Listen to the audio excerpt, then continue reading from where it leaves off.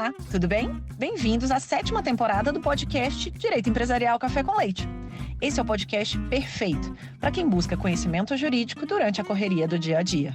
É a sua biblioteca em áudio gratuita, repleta dos principais textos e autores do direito empresarial no Brasil. Eu sou Amanda Ataide, mineira e cruzeirense na origem, com passagem em São Paulo, e candanga e fluminense de coração.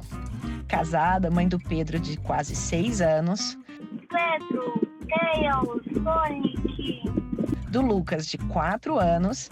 Lucas, Knuckles, Sonic, Eggman. E tutora do Vira-Lata Farofa. Sou professora doutora da UNB dos cursos de Direito Empresarial, Concorrência, Comércio Internacional e Compliance. E consultora do Pinheiro Neto Advogados nas mesmas áreas. Este é um podcast simples, curto e gostoso, como um café da manhã, mais rapidinho durante a semana. Em sua 7ª temporada, esse nosso podcast se reinventa, com a divulgação de um site inteiramente dedicado a esse projeto. No site, os episódios são organizados tematicamente, facilitando o acesso a temas como teoria da empresa, fundamentos do direito societário, sociedades limitadas, sociedades anônimas e muito mais. Pegue então a sua xícara de café com leite ou chá, seu tênis para fazer exercício físico ou seu fone de ouvido para ouvir no seu meio de transporte diário. Então, vamos comigo para a próxima xícara de café com leite? A nossa xícara de café com leite de direito empresarial de hoje vai tratar de um livro dos autores Thalita Almeida e Alexandre Ferreira de Assunção Alves, intitulado Ação Revocatória, Análise Doutrinária e Jurisprudencial dos Elementos do Ato Revogável. E para isso a gente vai ter a alegria de contar com a participação de uma das autores do livro, a Thalita Almeida, para comentá-lo. A Thalita é doutoranda em Direito de Empresa e Atividades Econômicas pela Universidade do Estado do Rio de Janeiro, a UERJ, e tem mestrado também pela UERJ. É secretária-geral da Comissão de Direito Empresarial da UAB Rio de Janeiro, membro da Comissão de Recuperação Judicial, Extrajudicial e Falência da UAB Rio e do Centro de Mulheres na Reestruturação Empresarial, CMR. É professora convidada do Centro de Estudos e Pesquisas no Ensino do Direito da UERJ, no curso de especialização em Advocacia Empresarial. É também professora da Escola da Magistratura do Estado do Rio de Janeiro e professora substituta da UFRJ e na disciplina de Direito Comercial na Faculdade Nacional de Direito. Professora Thalita, é uma alegria enorme ter você aqui no podcast para apresentar de um modo simples, curto e gostoso o tema da ação revocatória. Amanda, querida, a alegria é toda minha. Eu sou uma ouvinte fiel do podcast Direito Empresarial Café com Leite e eu posso dizer que não apenas eu escuto os episódios, como alguns deles eu já escutei mais de uma vez. De fato, é um trabalho muito rico, muito útil, especialmente para mim como professora, e é apaixonante para quem ama o direito empresarial, né? Eu também sou fã do seu trabalho, né? E me sinto assim, honrada de estar aqui, me identifico com você pelo amor que você dedica à docência, aos seus alunos. Enfim, é uma verdadeira missão, né? Uma vocação, então sou eu quem agradeço por esse convite.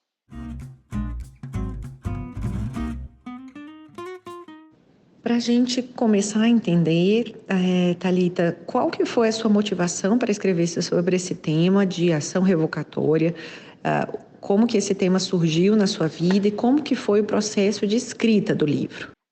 Bem, Amanda, essa história ela é interessante, porque esse tema, na verdade, ele resulta da minha pesquisa do mestrado.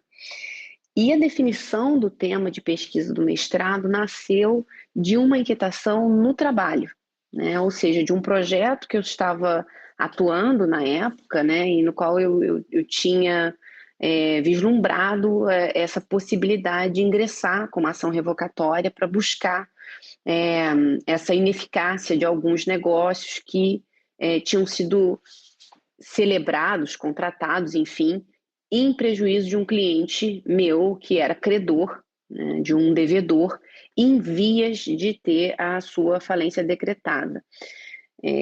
Nem sempre a pesquisa acadêmica nasce, né, e a gente sabe que talvez ela nem deva nascer de uma inquietação da prática, né, pela necessidade que a gente tem de ter um certo distanciamento do nosso objeto de pesquisa.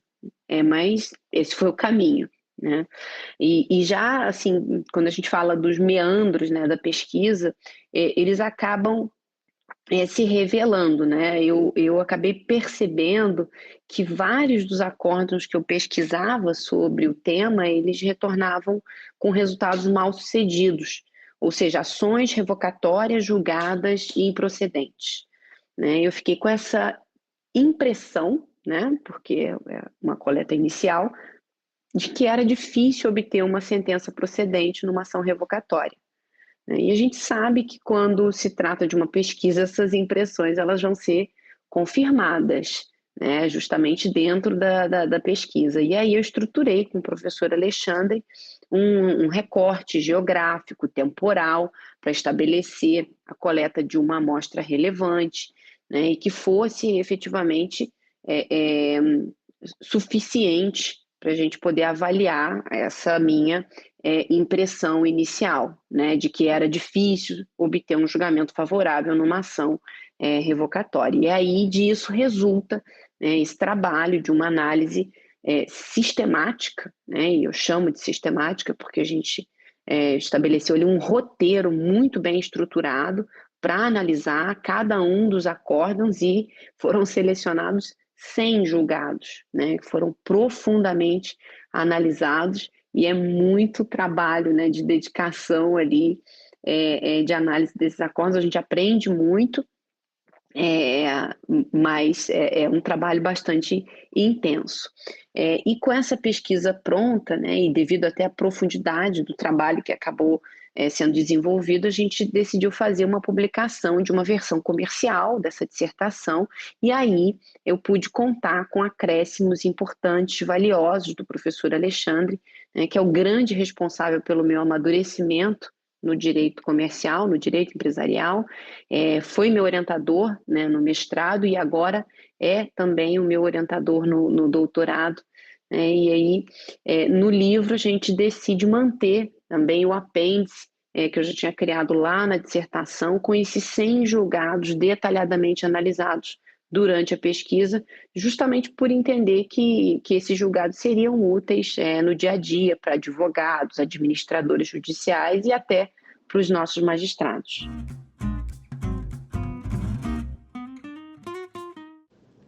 E agora, então, começando do começo, o que é ação revocatória e qual que é o uso dessa ação dentro do direito falimentar? Bom, Amanda, aqui a gente pode dizer que se trata de uma ferramenta, né, de um instrumento necessário para que a massa falida recupere em seu favor bens que tenham sido cedidos, vendidos, alienados, extraídos e desviados em prejuízo dos credores e da própria massa falida, né? Quando a gente fala de ação revocatória, a gente está falando ali de revocar, né? De fazer retornar, de restituir de chamar de volta. E uma questão assim que é bastante importante é entender que quando a gente fala de ação revocatória, nós estamos falando de um momento muito específico aqui para ajuizamento dessa ação, que é na falência, né? Ou seja, se o devedor em questão não estiver submetido a um procedimento falimentar, a ferramenta adequada para se buscar a ineficácia de um negócio jurídico que foi praticado em fraude contra credores está lá na ação pauliana do direito civil, está regulada pelo Código Civil, né? Alguns vão dizer que a ação pauliana ela se equipararia a uma ação de anulação, né? Por exemplo, mas eu me filio a uma doutrina um pouco mais contemporânea, né, sobre esse tema, e entendo até que o efeito mesmo da pauliana não é o de anular um negócio jurídico praticado em fraude contra credores, também seria o de ineficácia, mas para a gente não fugir aqui da pergunta, acho que essa é o ponto central, né? A utilidade da ação revocatória. E aí, ao analisar mais profundamente essa ferramenta, nós vamos compreender que a ação revocatória é aquele instrumento que vai se prestar para perseguir a declaração de uma ineficácia subjetiva, a gente pode dizer até relativa, né? E nesse mesmo capítulo em que a gente trata da ação revocatória, na legislação falimentar, há também a previsão do pedido de declaração de ineficácia objetiva, né? E a pretensão desse pedido de declaração de ineficácia objetiva, no final do dia, é a mesma pretensão da ação revocatória: reaver em favor da massa os bens cedidos ou alienados em fraude contra credores.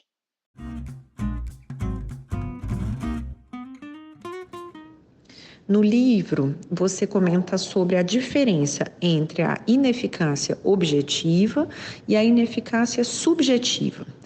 Quais que são as situações que caracterizam cada um e quais que são as consequências de ambas, né? Ambos esses tipos de ineficácia? Bem, aqui eu gosto de dizer, para poder enxergar essa diferença de forma clara, eu gosto de dizer para os meus alunos que a gente precisa olhar antes a floresta e depois as árvores, né? Então, assim, eu vou convidar, né, os seus alunos e os nossos demais ouvintes a darem uma olhada no capítulo 5, que vai tratar especificamente da falência, na Lei 11.101, de 2005, mais especificamente lá na seção 9, que vai tratar da ineficácia e da revogação dos atos praticados antes da falência, né? Dentro dessa seção, a gente encontra os artigos 129 a 138, todos esses dispositivos tratando dessas ações de ineficácia.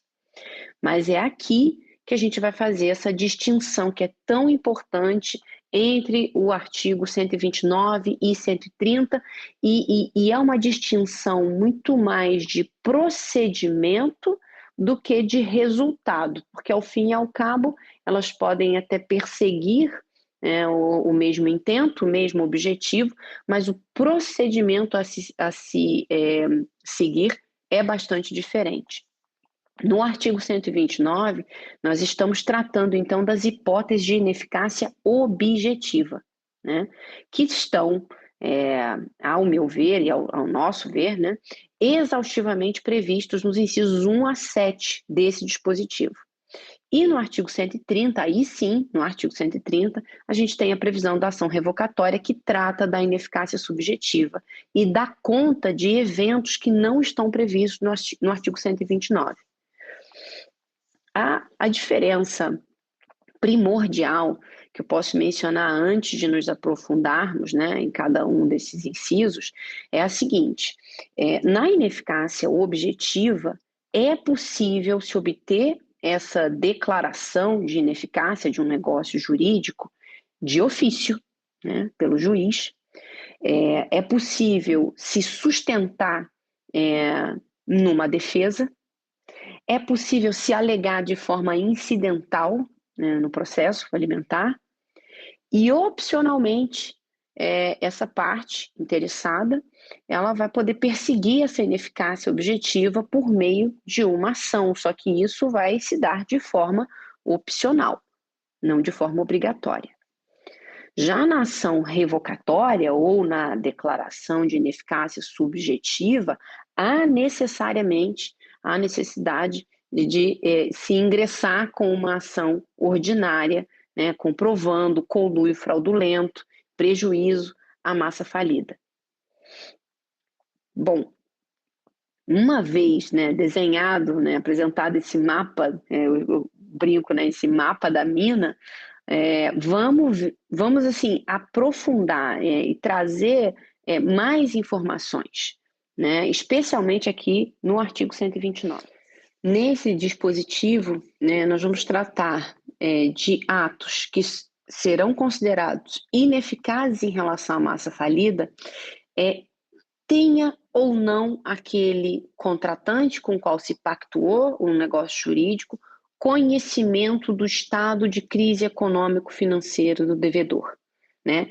Ou seja, aqui pouco importará se a parte contratante, o terceiro que adquiriu esse bem do devedor, que depois teve a sua falência decretada, tinha ou não intenção de fraudar os credores.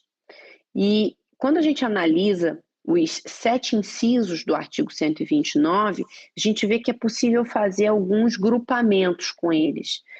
Vamos começar pelos 3 primeiros, incisos 1, 2 e 3, a gente trata dos atos ineficazes em relação ao termo legal. No inciso 4 e 5, nós tratamos de prática de atos a título gratuito ou renúncia à herança ou legado. Lá no inciso 6, a gente vai tratar do trespasse de estabelecimento, né? Enfim, a venda do estabelecimento sem o consentimento de credores. E, finalmente, no inciso 7º, a gente trata do registro ou de averbação de direitos reais após a decretação da falência. O que é importante agora? A gente analisar cada um desses incisos para poder entender melhor do que eles estão tratando, né? Primeiro, a gente vai falar desses 3 incisos, 1, 2 e 3, que são os atos ineficazes relacionados ao termo legal. Mas não é possível falar desses incisos sem falar de termo legal, né? Eu percebo que esse é um tópico que muito interessa não só os nossos alunos da graduação, mas da pós-graduação também, né? Para quem não trabalha com direito falimentar, costuma ser um conceito um pouco mais complexo de se entender, mas na verdade ele é até bastante simples, né? Lá na forma do artigo 99, inciso 2, a gente vai ver que o termo legal ele é uma data muito importante que vai fixar o que a doutrina muitas vezes vai chamar, né, vai referenciar como sendo um período suspeito, né? Não é um nome muito técnico, mas a doutrina às vezes faz referência ao termo legal como esse período suspeito, que é aquele período que é relativamente próximo ao da decretação da falência, né? E a gente tem que lembrar que no inciso 2 desse artigo 99, no artigo 99, dentre as muitas providências que são determinadas em torno da decretação da falência, no inciso 2 está a previsão de que deverá ser fixado o termo legal da falência, né? E esse termo legal ele vai ser fixado com uma métrica muito exata estabelecida pelo legislador, que é a seguinte: ele não pode ser fixado, ele não pode retrotrair mais do que 90 dias, que vão poder ser contados em 3 hipóteses diferentes, né? Ou do pedido de falência, ou do pedido de recuperação judicial, ou do primeiro protesto por falta de pagamento, claro, excluindo, né, os protestos que eventualmente tenham sido cancelados, né?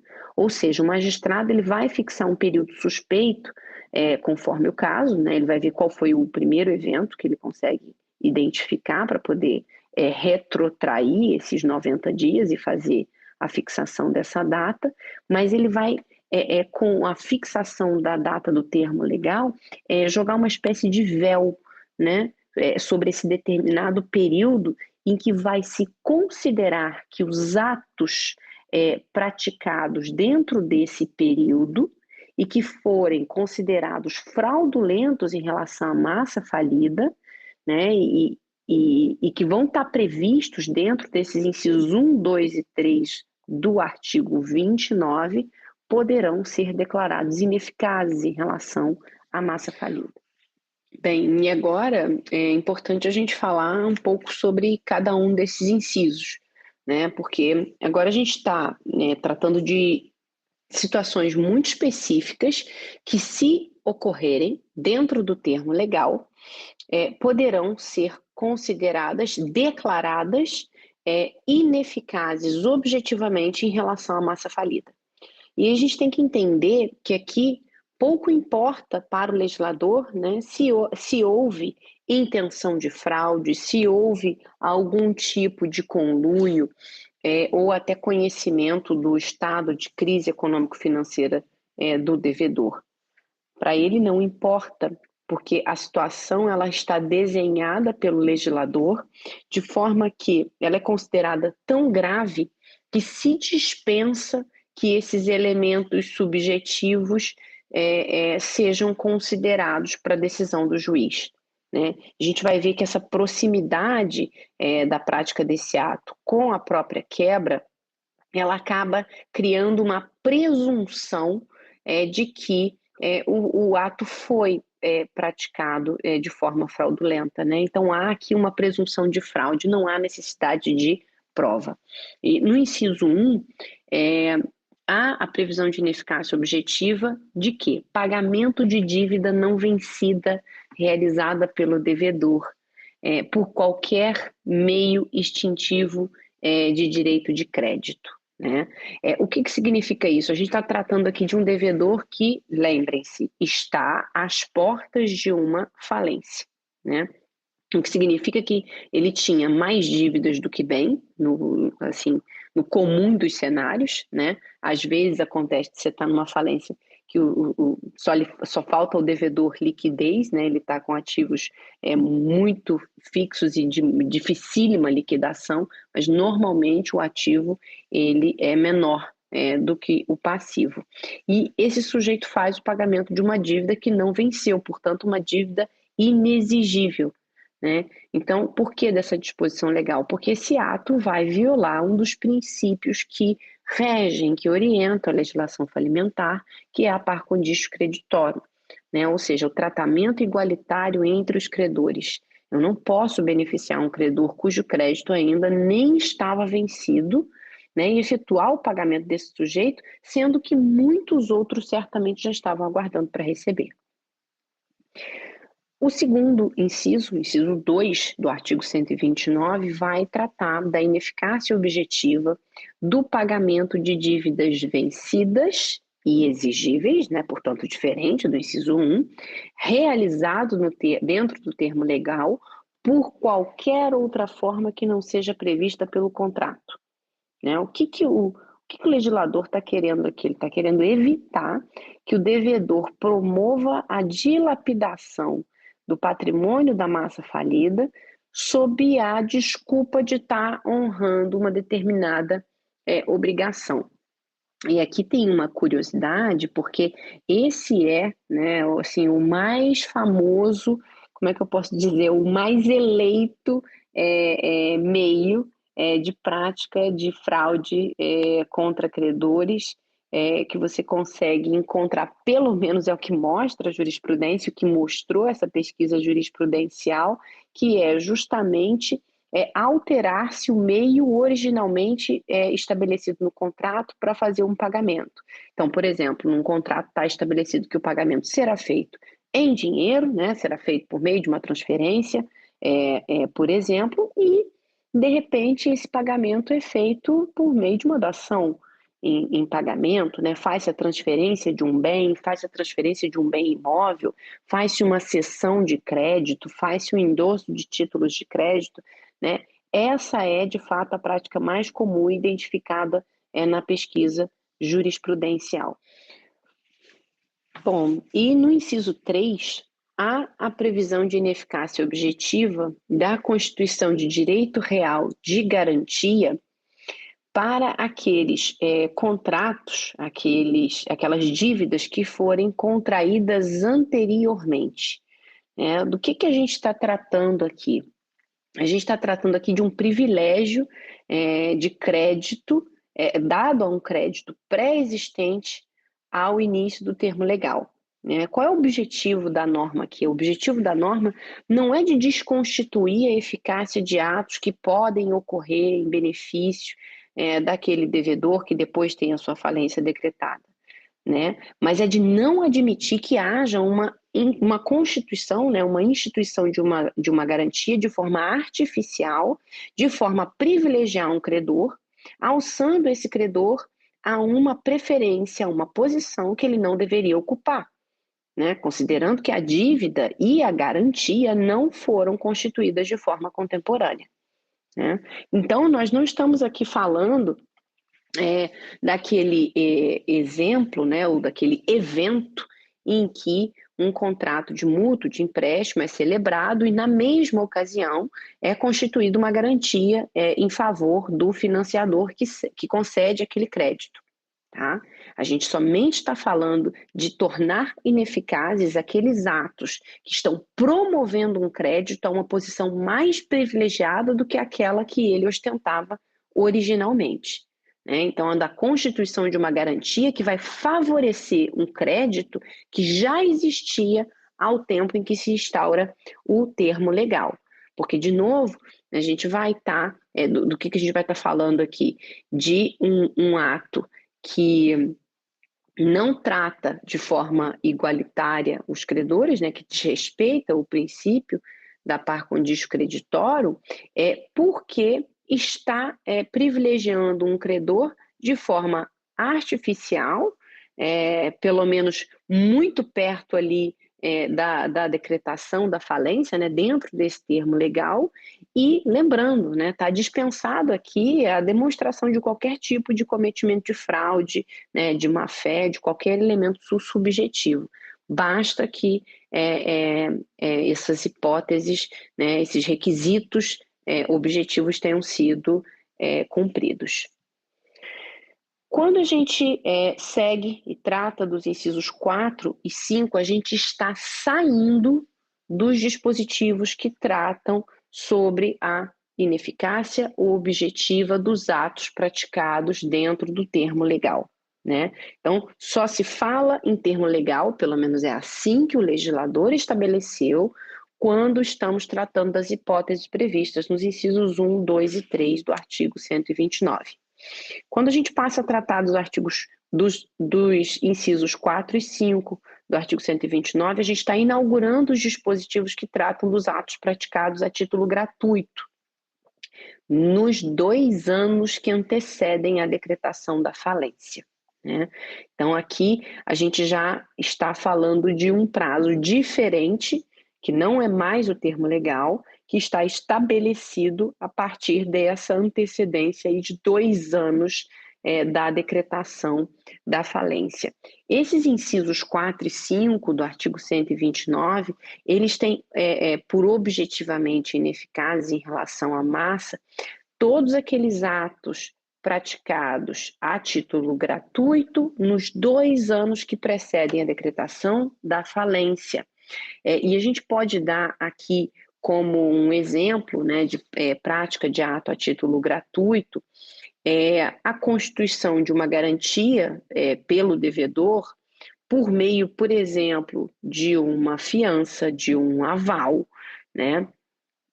E, claro, quando esse tipo de garantia é prestado de forma gratuita, ou seja, ela não tem nenhum tipo de relação com a de implemento das próprias obrigações daquele devedor ou no cumprimento do objeto social dele, né? E, nesse caso, esse ato, né, essa constituição dessa garantia, instituição dessa garantia, vai ser considerado um ato praticado a título gratuito e, portanto, poderá ser considerado objetivamente ineficaz em relação à massa, né? Portanto, subsiste essa gratuita, né, se ela decorrer, né, de um serviço prestado por aquele devedor, né, de modo que aquele ato seja necessário para estimular a própria atividade. Agora, uma garantia prestada em favor de um terceiro sem nenhum tipo de contrapartida, né, que não seja um ato praticado a título oneroso, né, isso vai poder ser considerado, então, declarado, então, objetivamente ineficaz em relação à massa. Já no inciso 5, a previsão de renúncia à herança ou legado, ela está trazendo aqui, ela está lidando com uma hipótese que está prevista também lá no nosso, assim, que guarda pelo menos sincronismo com o Código Civil, né? Então, o que se prevê? Quando um herdeiro prejudica os seus credores renunciando à sua herança, eles podem, com autorização do juiz, esses credores aceitar essa herança em nome do renunciante. Né? Aqui a lógica é a mesma, né? Não há que se falar em renúncia a uma herança, a um legado, por parte de um devedor que teve a sua falência decretada. Se esse ato tiver sido praticado nesse biênio que antecede a decretação da falência, isso poderá ser, então, declarado objetivamente ineficaz em relação à massa. Bom, e até aqui, até que não tivemos muita celeuma, né? Mas agora a gente vai falar do inciso 6. O inciso 6 ele é interessante porque ele trata de uma previsão de ineficácia, né, da venda ou da transferência do estabelecimento feita sem o consentimento expresso e o pagamento dos credores, e é um dispositivo muito interessante porque a gente está aqui tratando do trespasse, né, que é um tema que a gente normalmente estuda lá no início da disciplina de Direito Comercial, em Comercial 1, ainda no Código Civil, né, a gente vai estudar o conceito de estabelecimento, venda de estabelecimento, efeitos da venda do estabelecimento, né, aqui é uma boa revisão a ser feita. Duas observações são relevantes em relação a esse dispositivo. Tá? Há uma confusão grande na jurisprudência sobre o conceito de estabelecimento, né? O que muitas vezes leva alguns juízos e alguns tribunais a entender pela declaração da ineficácia objetiva de um ato que deveria ser submetido ao ajuizamento de uma ação revocatória para avaliação das circunstâncias que aquele ato foi praticado. Né? Por que eu estou falando isso? Porque muitas vezes o bem que foi escutido, cedido, enfim, alienado, em fraude, ele não se trata do estabelecimento. Ele pode até se tratar de um bem valioso para a massa, mas ele não necessariamente se trata do estabelecimento. Aqui, nesse caso, há sem dúvida nenhuma uma inconsistência dos tribunais ao tratar do conceito de estabelecimento.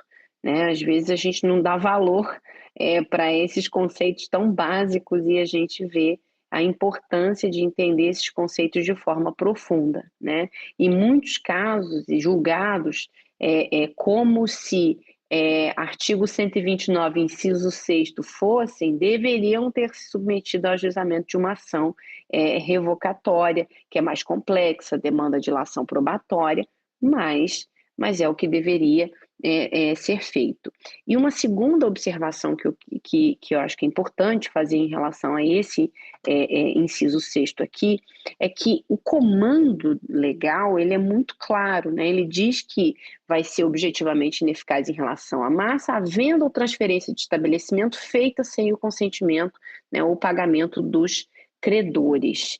E nesse caso, a gente tem que lembrar, esse é um inciso que não pertence àquele grupo que trata do termo legal, portanto, é um ato que pode ter sido praticado fora do termo legal e, mesmo assim, será considerado objetivamente ineficaz em relação à massa falida. E eu percebo, na pesquisa jurisprudencial, muito claramente, né, uma insistente menção dos tribunais ao fato de que aquele ato foi praticado dentro do termo legal. Talvez aqui até numa forma de perseguir uma certa segurança, um certo cuidado no julgamento, né, desse dispositivo, mas a verdade é que não há essa vinculação, né, desse inciso ao termo legal, quando a gente olha para o comando do legislador, para o comando que está ali estabelecido nesse dispositivo. Tá? Então, acho que essa é uma observação aqui um pouco mais de ordem material.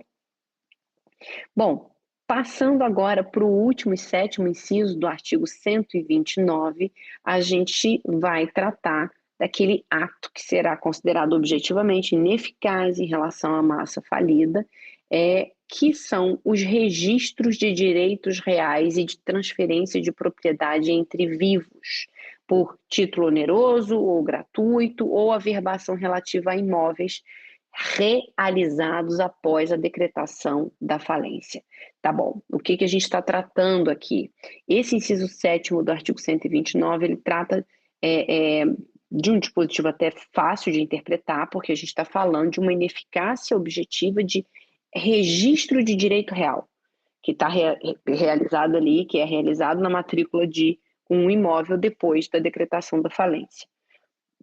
Essa mesma previsão a gente vai encontrar no artigo 215 da Lei de Registros Públicos, né, que acho que desde a década de 70 já está tratando até nem com ineficácia, mas até com nulidade o registro que é efetuado após a sentença de quebra. Bom, aqui é importante a gente fazer uma distinção entre a nulidade e a ineficácia, né? Eu percebo que também esse equívoco algumas vezes foi cometido em algumas decisões, e a gente tem que lembrar que, uma vez decretada a falência, ocorre um fenômeno que a gente conhece, né, e que a gente chama na doutrina de desapossamento. O que é esse desapossamento? Ele está previsto lá no artigo 103. Desde a decretação da falência ou do sequestro, o devedor perde o direito de administrar os seus bens ou dele dispor. O que significa isso? Que o falido ele deixa de ter poder de administrar, dispor, onerar ou se desfazer dos seus bens por qualquer meio que seja, assim que é decretada a sua falência, porque esses ativos passam a integrar a massa falida objetiva. Então, se por acaso um falido pratica um ato de disposição patrimonial, né, do ativo que integrava, né, o seu acervo, ele não pode dar continuidade a isso simplesmente porque vai ser um ato nulo de pleno direito, né, na forma que está prevista ali no artigo 103, porque está proibido pelo legislador que ele possa praticar qualquer ato em relação aos seus bens. Agora, o que está previsto nesse inciso 7º é que será ineficaz o registro, ou seja, a prenotação. Celebra-se um contrato, mas leva-se a registro apenas depois da decretação da falência, e esse registro que vai ser considerado ineficaz em relação à massa, né? E eu percebo que há também uma preocupação dos juízes ao analisar as hipóteses que estão previstas também no inciso 7º, porque a depender do tempo em que esses negócios foram praticados, às vezes há 20 a 15 anos, muito tempo, né, as partes já estão absolutamente estabilizadas naquela posição jurídica, os juízes tendem a ter um entendimento um pouco mais cauteloso para não sair desconsiderando esses efeitos, né, não sair reconhecendo essa ineficácia sob pena de causar, às vezes, efeitos mais desastrosos do que de recuperar um bem em favor de uma massa falida. Bem, são esses, então, em síntese, os atos objetivamente ineficazes em relação à massa falida, e é importante até dizer e reconhecer que essas são as hipóteses exaustivamente previstas pelo legislador no artigo 129 para a persecução dessa declaração de ineficácia objetiva. Por quê?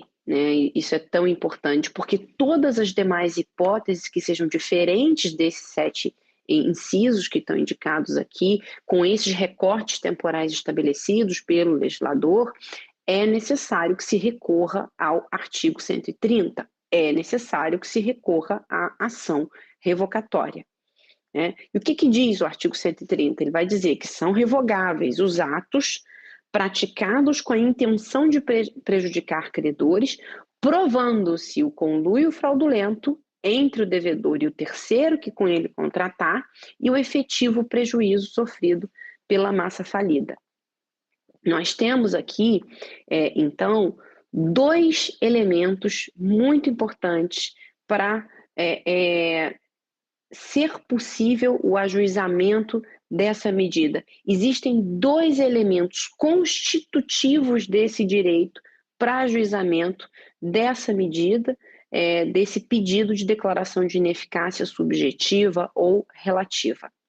Esses elementos são dados pelo dispositivo, porque ele diz o conluio fraudulento, né, provando-se o conluio fraudulento e o prejuízo sofrido pela massa falida.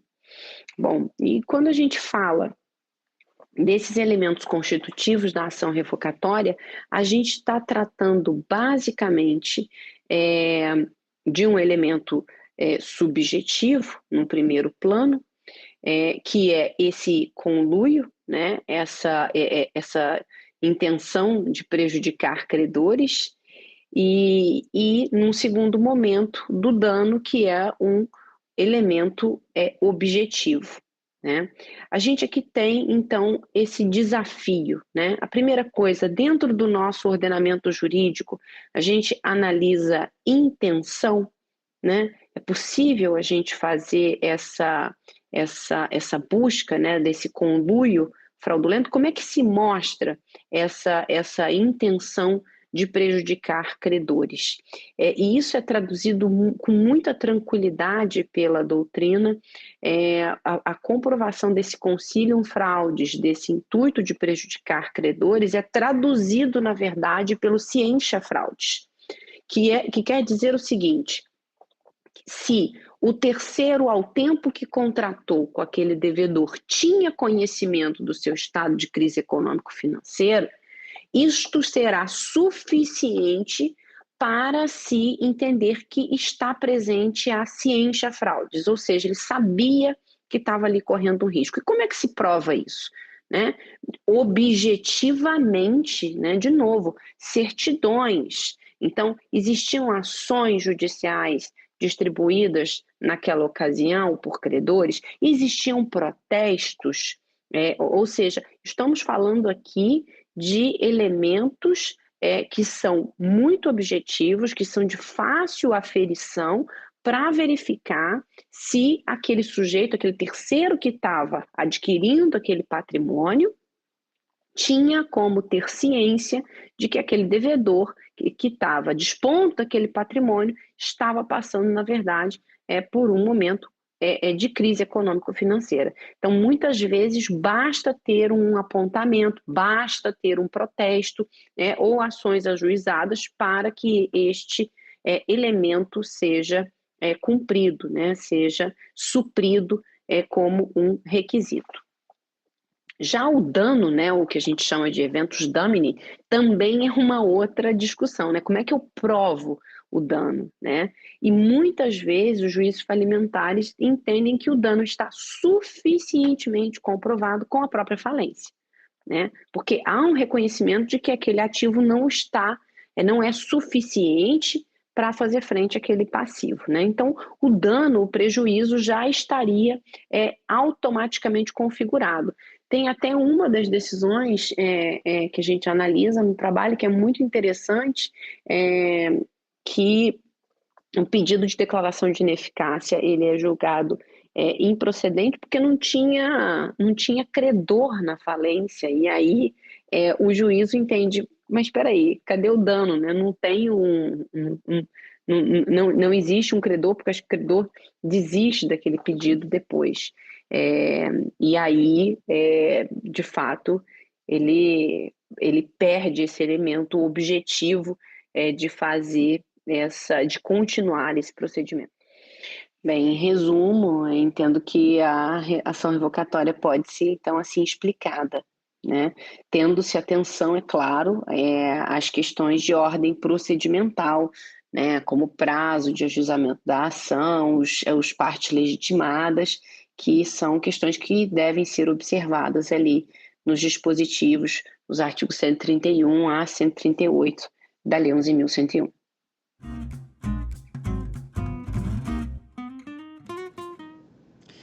Então, de que forma que a ação revocatória se relaciona com outros instrumentos legais disponíveis no contexto de processos de falência, como a preferência de credores, e quais que são as distinções entre a ação revocatória e, por exemplo, a ação pauliana? Bem, Amanda, essa pergunta é muito interessante, porque, de fato, a comparação entre a ação revocatória e a ação pauliana, ela é histórica, né? A ação revocatória do artigo 130 da legislação falimentar guarda muitas similaridades com a ação pauliana do artigo 158 do nosso Código Civil, porque as duas medidas elas se tratam de instrumentos judiciais para remediar a prática de fraude contra credores, né? Mas a diferença primordial é que a ação pauliana está prevista no Código Civil e ela só tem cabimento fora da falência, né? Já a ação revocatória, ela tem cabimento também para tratar, né, da fraude contra credores, mas justamente dentro desse processo, dentro desse procedimento falimentar, né? São dois momentos muito distintos, né, para um devedor e também para os credores, né? E também para os credores. E se a gente puder, assim, comentar um pouco sobre as diferenças nas condições de exercício dessas ações, por exemplo, eu posso dizer que na pauliana o autor da ação pode ser um credor singular que está procurando ali defender os seus interesses de forma individual, não tem problema. Enquanto lá na revocatória, o autor é o órgão da massa. Excepcionalmente, a massa falida vai ser substituída, né, pelo credor, que vai agir também em nome dela. Extraordinariamente, até o Ministério Público vai agir em nome da massa. Porque, no final, uma vez declarado ineficaz em relação à massa, o ativo que se recupera em favor da massa, né? Não há nenhum tratamento especial, por exemplo, para um credor que tenha suportado aí todos os ônus, né, do ajuizamento dessa ação. O mais comum é nós vermos a própria massa falida representada pelo seu administrador judicial, ajuizando a medida. Uma outra questão que eu acho que seria interessante de comentar, né, um outro ponto, seria a diferença ali nos atores que ocupam o polo passivo, né, na legitimidade passiva. Enquanto na pauliana o devedor ele pode ser acionado, né, ele pode ser incluído ali no polo passivo dessa ação, lá na ação revocatória, pelo menos a priori, não necessariamente o falido vai ser chamado em juízo como réu, né? A gente tem algumas divergências ali na doutrina, mas é necessário arrolar aqueles envolvidos, né, na prática do ato fraudulento. Muitas vezes o falido vai estar entre eles, mas ele já está, inclusive, desapossado dos bens, porque já estão todos arrecadados pela própria massa falida. Ele não pode nem postular, né, em nome daquela massa, porque a massa já está representada pelo administrador judicial. O artigo 133 da legislação falimentar, ele vai dizer que a ação revocatória ela pode ser promovida contra todos aqueles que figuraram no ato ou que por meio dele foram pagos, garantidos ou se beneficiaram, contra os terceiros adquirentes, se tiverem conhecimento, né, do prejuízo que causaram os credores naquele momento da celebração do negócio, ou contra seus herdeiros e legatários. Então, não necessariamente a gente vai ver aí o envolvimento direto do devedor. E por fim, né, no que se refere à ordem de preferências na falência, isso é muito importante de dizer, né, que não importa que um credor de qualquer classe que seja tenha se subrogado nos direitos da massa para ingressar com a ação revocatória, né? Porque nos termos do próprio artigo 135, com o retorno dos bens para a massa, o eventual pagamento estendido aos credores da falência vai respeitar a ordem de preferência que está prevista no artigo 83. Né? E aí vai se respeitar o tratamento igualitário entre os credores dentro daquela ordem que foi estabelecida pelo legislador, porque aí a gente já está falando quase que de uma norma de caráter de ordem pública, então, portanto, não vai ser determinante para fins de recebimento do crédito desse credor a atuação dele como um agente ativo, né, numa ação revocatória, né? Por quê? Porque a gente está tratando aqui, ao fim e ao cabo, de uma medida, né, de defesa coletiva, né, e que vai correr em favor de toda essa coletividade de credores.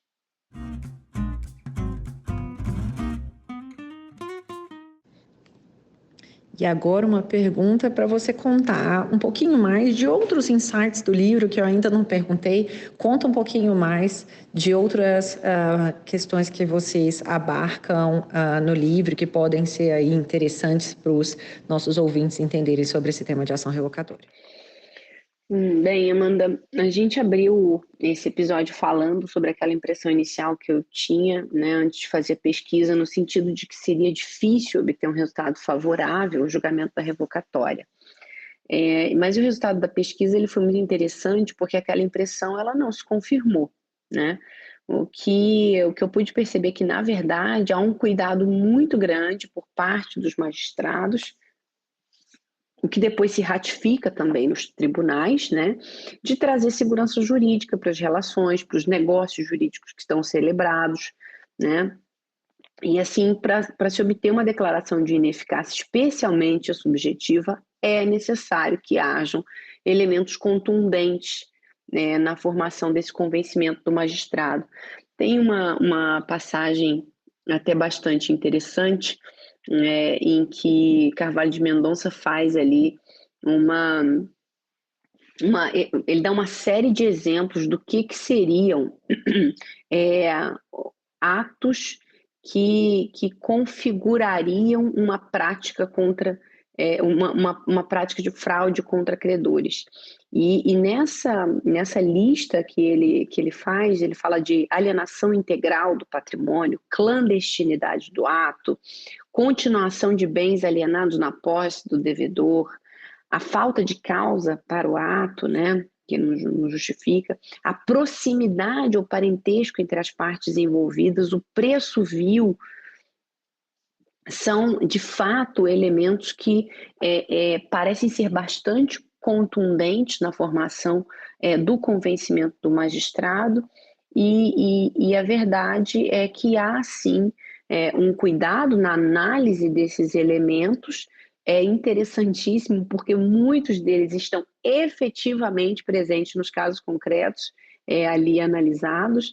Então, é muito interessante essa interseção, né, da doutrina e essa boa reflexão da doutrina na realidade, que depois acaba se mostrando bastante verdadeira, né? E aqui, eu acho que também seria interessante comentar um aspecto bastante importante, que é o cuidado que se percebe que também reverbera no STJ de preservar eventuais terceiros que tenham adquirido um bem e tenham desconhecimento de fato da prática de fraude, realmente não participaram daquele negócio jurídico em que se verifica ao menos a possibilidade do adquirente de ter verificado ali o prejuízo para os credores. Então, o entendimento do STJ tem caminhado bastante no sentido de resguardar os interesses dos terceiros de boa-fé, né? Especialmente quando ele verifica que numa venda em cadeia por exemplo, de um bem imóvel, é necessário aferir a prática de fraude específica em cada uma das etapas da cadeia, né? Então, muitas vezes você consegue verificar numa primeira negociação, numa primeira celebração de contrato, né, a possibilidade de que aquele terceiro adquirente tinha condições de saber do estado de crise econômico-financeira daquele devedor, ou de uma diminuição significativa no patrimônio dele, mesmo depois de já se verificar distribuídos aí ações ou protestos, ou seja, situações amplamente publicizadas, né? Situações facilmente identificáveis. A gente não está falando aqui de uma promoção, de uma investigação, não é isso, né? Não é algo tão oneroso assim. Mas há uma tendência aí da jurisprudência de se preservar esses terceiros de boa-fé, o que é bastante salutar, porque, afinal, os efeitos de um julgamento desse, as partes não conseguirem restituir a massa com tudo que ela perdeu, são realmente terríveis, né? E aqui é importante a gente lembrar que a gente está falando de um efeito de ineficácia, né? Portanto, quando se fala de efeito de ineficácia, seria possível considerar que, se os demandados numa medida de uma ação revocatória puderem recompor o que foi perdido pela massa em espécie, com todos os acessórios, o valor de mercado, né, acrescido de perdas e danos, o negócio pode se manter rígido entre as partes, né? E esse retorno para a massa, em favor da massa, né, se dá em espécie, claro, acrescido dos consectários. Mas há essa preocupação, eu acho que também uma preocupação muito do nosso direito comercial, de tratar esses casos com esse efeito de ineficácia, que é você tentar preservar os efeitos entre as partes que contrataram e, claro, tornar ineficaz apenas em relação à massa falida. Se a gente pensar também num exemplo em que a venda de um bem em que há uma sobra, né, de valores, se esse negócio, ao invés de sofrer uma ineficácia, sofrer uma anulação, esse valor que sobejar dessa venda desse bem voltaria para o devedor, né, o que não faz sentido algum, deve retornar para o terceiro que adquiriu aquele bem, se o negócio jurídico tiver preservado entre as partes, né?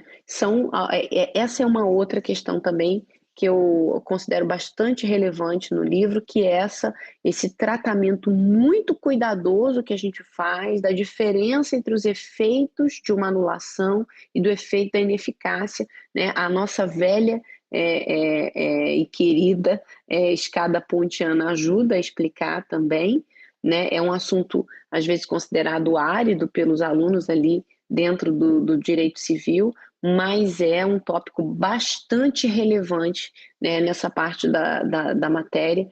Então, entender esses efeitos, compreender esses efeitos com cuidado, para só então olhar para a revocatória e compreender do que ela trata quando a gente fala do efeito de ineficácia, é fundamental, e a gente tem um cuidado muito grande nessa parte do livro também.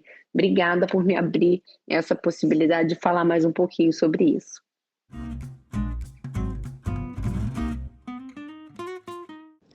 E agora, a última pergunta específica dessa 7ª temporada. Conta pra gente, Thalita, um livro de literatura que te marcou muito aí ao longo da sua trajetória, e conta pra gente a razão, por que ele te marcou tanto? Amanda, adorei essa pergunta. Eu leio muito, e apesar de eu estar escrevendo a minha tese de doutorado, né, estou até numa temporada bem dedicada a ela, eu costumo ler algum livro não jurídico antes de dormir. Então, assim, eu não sei se é um super livro, confesso que é um dos meus livros favoritos, eu li uns 7 anos atrás. Eu não conheço ninguém que já tenha lido esse livro, mas é um livro que me marcou muito. Chama-se Threads, The Reincarnation of Anne Boleyn. É um livro de ficção, na verdade, inspirado na história da Ana Bolena, uma das 6 esposas de Henrique VIII. E eu acho muito interessante como a Ana Bolena ela é retratada em muitos textos como uma pessoa difícil, né? E a gente não pode esquecer que a gente está falando aqui de uma mulher do século XVI, né? Que foi muito conhecida, pelo menos tem uma marca muito forte, né? Pelos trabalhos de caridade que desenvolveu, por ser uma defensora de textos assim muito adiantados para a época dela, né, de livres pensadores, de hereges religiosos. Enfim, tem um final muito dramático, né? E realmente é um livro que, acho que por ser de ficção também, né, permite que esses personagens da história sejam recriados aí em diferentes circunstâncias e classes sociais e realmente me impacta muito por ter esse personagem central, que também me é muito caro, porque eu sou muito conectada com as mulheres da minha família, minha mãe, as minhas avós. Eu acho que tem um pouco disso também, né? Mas na minha opinião, um super livro. Eu não consigo esquecer dele. Eu gostei de poder ter falado dele. Então, obrigada pelo registro. Obrigada. Professora Thalita, muito obrigada por ter participado do nosso podcast, interrompendo aí o seu período de estudos na Alemanha. Obrigada mesmo, uma alegria enorme te receber. Até a próxima.